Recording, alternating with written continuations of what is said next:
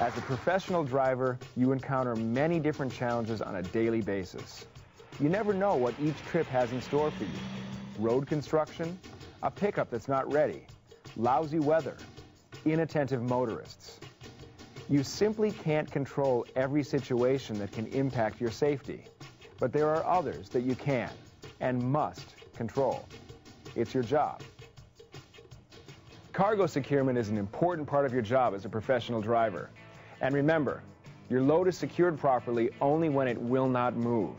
Anything less, it is not secure. As we all know, some terrible incidents and crashes have resulted because of poor load distribution and improper and ineffective securement. The Federal Motor Carrier Safety Administration, the FMCSA, has set forth regulations for cargo securement. During this program, we will address the basic requirements of those regulations, as well as simple good practice, focusing specifically on flatbed and other open trailers. For more details regarding these regulations and your company's related policies and procedures, check with your safety director. According to the regs, a driver must not operate a commercial vehicle if the load isn't properly secured. In turn, the motor carrier must not allow a driver to transport a load that is not sufficiently secured. This regulation is for your own safety, for the safety of other motorists, and for the safety of your load. For all of these reasons, proper cargo securement is not only vital, it's the law. Well, to properly know the regulations, you have to understand where securement has to take place, how many chains or binders might be needed, and then it's important that they do that properly so that the load stays secure and that there's no shifting of the load or part of the load perhaps falling off, which could injure the motoring public or the driver. With a flatbed trailer, it's very important that the freight be secure to the trailer, so while the driver's between loading and delivering, freight stays on the trailer, it's protected, and it delivers claim-free. As a past driver, would, when I was securing my load, think, you know, if I pulled up beside this truck and saw the way that I had this load secured, would I feel safe around this rig on the highway? So I believe that's how most drivers look at it today. As a flatbed hauler, your job probably includes helping load your cargo or supervising the loading of your cargo. Either way, your responsibility starts before the actual loading begins. During your pre-trip inspection, take time to carefully inspect the trailer. This includes checking items that are necessary to properly secure your load and ensure safety. Examine the trailer frame and undercarriage for cracks, and the wheels, rims, and tires for visible signs of damage. Check the suspension for cracks, damage, or excessive wear. And make sure your trailer brakes are in good working order and are properly adjusted. Pay particular attention to the front end header board, or headache rack as some drivers call it. Just as the name indicates, it's intended to protect the driver from any cargo that could come through the tractor cab if the load suddenly shifted forward. Make sure the header board is not damaged in any way. If it's defective, your safety is at risk. Also, examine tarps and securement devices to make sure they're undamaged and in good working condition. State laws vary as to what types of cargo must be covered. Know the specific laws of the states you travel in. Spill protection covering is also required in many states, and most states require sand, gravel, and small stone loads to be covered as well. Certain types of cargo must be covered in order to protect it from the elements. You are responsible if your load becomes damaged en route. The pre-trip inspection is very important for the driver. Without that inspection, he can never know what condition his load is in, his straps, his binders, the chains. If they're tight, you have to have a pre-trip inspection to know if these things are ready to go. You don't get on the road without being certain that everything is correct. With regard to load securement, nothing is more important. Because if you do start out your trip with a strap that's already cut, chances are by the time you end that trip that device will be broken. By checking the bill of lading, you can determine the best way to distribute and secure the type of cargo you'll be hauling. Pre-trip planning goes a long way as well. Your gross vehicle weight or gross combination vehicle weight will play a role in which roads you're permitted to travel on. Steep inclines and rough roads can add stress to your securement system, particularly with a flatbed. Pre-trip planning will help you to avoid unnecessary situations that may affect your load securement. Next, examine the cargo itself. Make sure it isn't damaged in any way and that it matches your paperwork. When you accept the load, it becomes your responsibility. So raise any concerns you may have before the loading process begins. Prevent overloading by making sure you take into account your gross vehicle weight, axle weight, bridge load formula, and the weight of your cargo. Before we move on to loading, I want to mention one more thing: your personal safety. Even if your company doesn't require you to, common sense says it's in your best interest to wear safety glasses, gloves, and very often a hard hat. When loading, it's important to distribute the weight of your load evenly and to keep the center of gravity as low as possible. To accomplish this, place the heaviest cargo on the bottom and don't stack your cargo too high. This is particularly dangerous on flatbed trailers since there are no sides. The higher the center of gravity, the more likely your load is to shift or fall off the trailer on curves or inclines or during sudden movements. A top-heavy load is much more likely to tip and cause a rollover when you take a sharp curve, swerve to avoid a road hazard, or come to an emergency stop. Now let's focus on securing your load. Remember, proper securement means your article or articles of cargo will not move, either individually or as a whole. An article of cargo is defined as anything loaded on your trailer, whether it be a single piece of machinery or several dozen steel coils. It must all be secured. Because there aren't sides to help contain your load, your cargo must be tied down to prevent any movement. A tie-down restrains articles of cargo on the trailer and is attached to anchor points. An anchor point is the place where you attach the tie-down to the trailer or the article of cargo. Occasionally, in addition to using tie-downs, you may need to block your cargo as well. Blocking is used to prevent horizontal movement of your load. The blocking must be strong enough and also tall enough to prevent the cargo from movement. There are also minimum strength requirements regarding load securement. Two terms you'll need to know are working load limit and aggregate working load limit. The working load limit is the maximum amount of load or weight that can be applied to a securement device, or in other words, the maximum weight any single tie-down can secure. The aggregate working load limit is the total of the working load limits or restraining capacity of all the devices you use to secure an article of cargo. The aggregate working load limit must be at least 1/2 times the weight of the item or group of items you're securing. For example, if you have 40,000 pounds of cargo, the total strength of your securement devices must be a minimum of 20,000 pounds. 4 indirect tie-downs with working load limits of 5,000 pounds each would achieve the 20,000 pound minimum aggregate working load limit based on an article of cargo weighing 40,000 pounds. Tie-down manufacturers designate the working load limits for their products. So use the manufacturer's markings or use the tables in Section 393.108 of the Federal Motor Carrier Safety Regulations to determine the tie-down strength. If you don't know the working load limit, it would be best not to use it. The kind of tie-down you choose will depend on the type of load you need to secure, and it must be strong enough to hold your cargo in place. Your options include rope, straps, or chains. Rope can be made of natural fiber, man-made fiber, or wire. Natural fiber and man-made rope are most often used to secure tarps or as an additional tie-down method for loads secured with straps. Alone, it's simply not strong enough to secure heavier cargo. Although wire rope is very strong, it's difficult to attach to an anchor point and therefore isn't a very practical choice.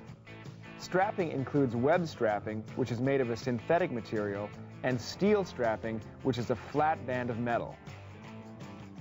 Web strapping is used in conjunction with a ratchet or winch type assembly, which increases the tension and eliminates any slack in the strap. Web straps are quite versatile. They're appropriate for different sizes and weights of loads and are relatively easy to use.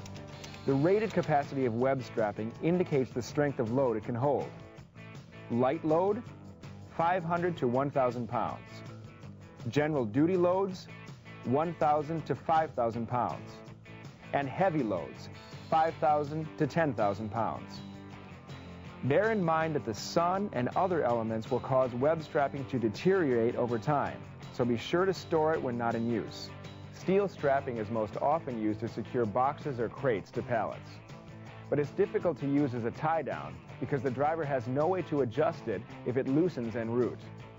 And load vibration can cause steel strapping to snap. It's also sharp along the edge and can damage lightweight packaging such as cardboard, as well as pose a safety risk to you.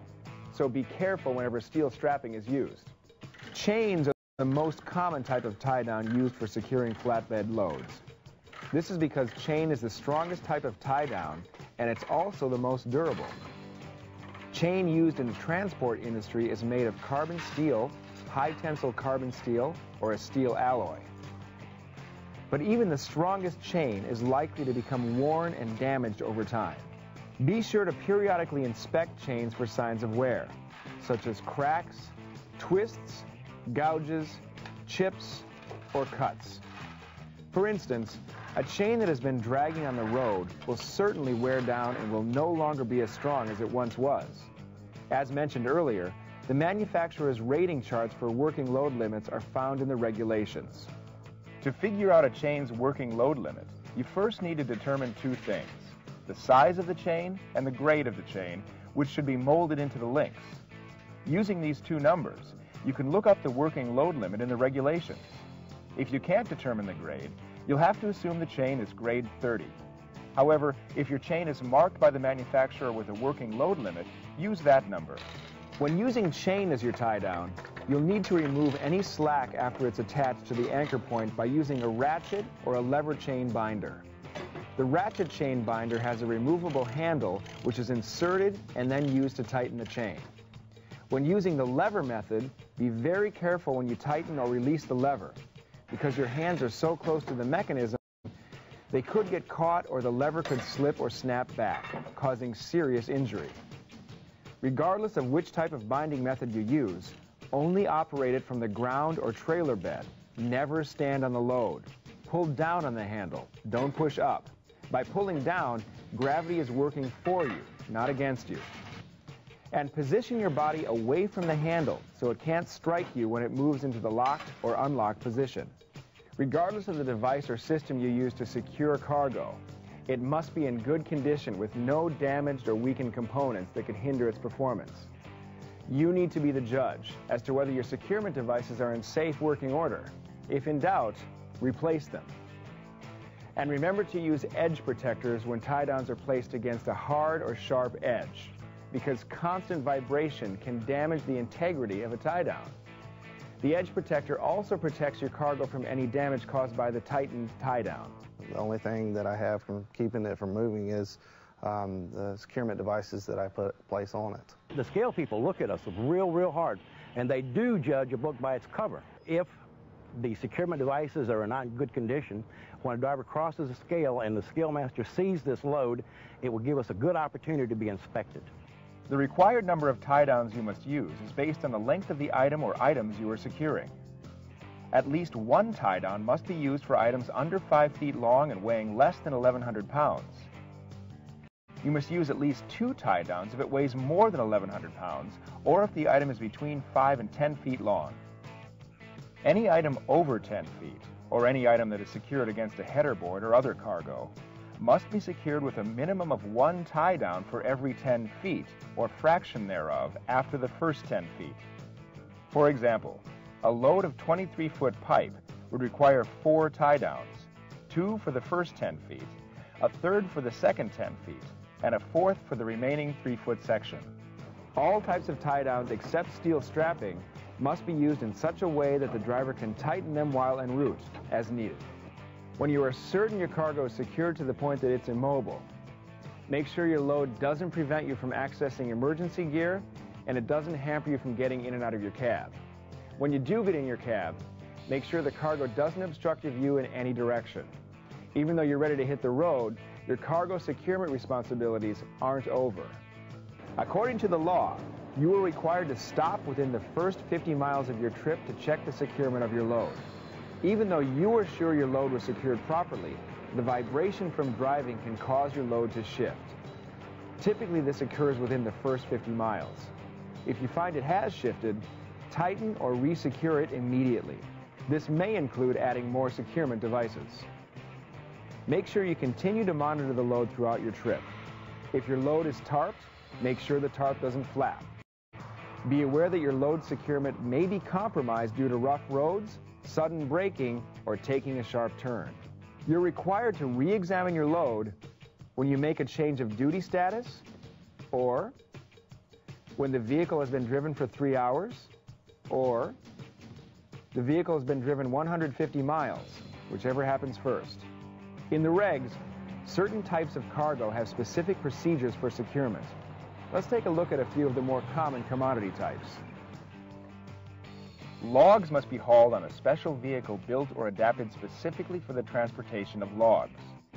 These vehicles have bunks, bolsters, stakes, or standards which cradle the logs to prevent them from moving. Unless using a crib-type trailer, tie-downs must also be used to secure the logs to the trailer. The logs must fit tightly together, solidly touching the bunks, bolsters, stakes, or standards, and the load must be below the top of each stake, bunk, or standard. Bundles of dressed lumber, packaged lumber, and building products such as plywood or gypsum board are required to be loaded side by side, touching each other. If there is one tier or level of product, the securement requirements follow the general provisions. If the load is more than one tier, bundles must be blocked by stakes on the sides of the trailer, or there must be blocking or friction mats between the tiers. And in all cases, the proper number of tie-downs must still be used. For each bundle over 5 feet long, at least 2 tie-downs are required. When hauling heavy equipment or machinery with wheels or tracks, which weigh 10,000 pounds or more, the equipment's accessories, such as a hydraulic shovel, must be lowered and secured to the vehicle. An articulated vehicle must be secured so that articulation cannot occur while it's being transported. Equipment which has wheels or tracks must be secured to prevent movement in any direction, with a minimum of 4 tie-downs. These tie-downs have to be placed as close as possible to the front and rear of the piece of equipment, or the tie-downs have to be attached to mounting points that are on the piece of equipment specifically for tie-down purposes. If you haul a load of concrete pipe, determining how to secure it will depend on the length and diameter of the pipe. Other factors to take into consideration include whether you are transporting pipe with different diameters and whether it's just one tier or multiple tiers.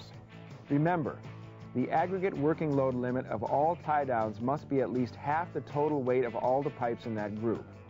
As always, your goal is to secure the load so there is no movement in any direction. Another commodity that must be secured in a certain manner is metal coils. Each individual coil must be secured to the flatbed to prevent any movement. However, there are particular ways to secure this type of load depending on whether the coils are loaded with the eyes vertical or with the eyes crosswise. And if the metal coils are transported in rows, there are requirements for how each row must be secured. Since company policies may vary, always check to see if your company has specific rules. For example, some companies may require that metal coils may only be transported with the eyes vertical. To review, these are the basic requirements you need to follow to properly secure your load. Before your trip begins, perform a thorough pre-trip inspection. Check the trailer for damage and examine the cargo. When loading, distribute the weight evenly and keep the center of gravity low. For securement, know your tie-down options and decide what techniques and devices are best for each individual load to keep it from shifting or tipping. Periodically check your securement devices for any wear or damage that may compromise them. And finally, check your load throughout your trip, the first time within the first 50 miles. All too often I hear them talk about, I've done it this way for 20 years and I've never had a problem. And for the most part, we need to take a look at that philosophy and change it and explain and understand why it's important to secure the load properly, to maintain that securement, and just to do a better job in following the regulations so that it's safer for them as well as the motoring public. One of the main things that I try to get across to each driver is pretending that each load that they haul is theirs and they're hauling it to their house, and to take as much care in it as if you were buying it. Our responsibilities to the motoring public are paramount. There's surely nothing more important than that.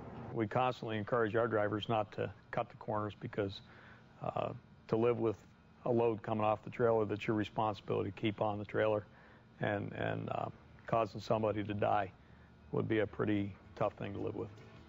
In this video, we've only covered the minimum requirements for proper cargo securement. You need to gauge whether or not the minimum is enough for your load. You may encounter a situation that truly tests the way you've chosen to secure your cargo, so play it safe. Consider taking the extra time to do more than just the minimum requirements. When you properly secure your cargo, you aren't just following the regs. You're taking the necessary steps to assure that your load arrives safely, that your load isn't a hazard to the vehicles you share the road with, and your own personal safety isn't at risk.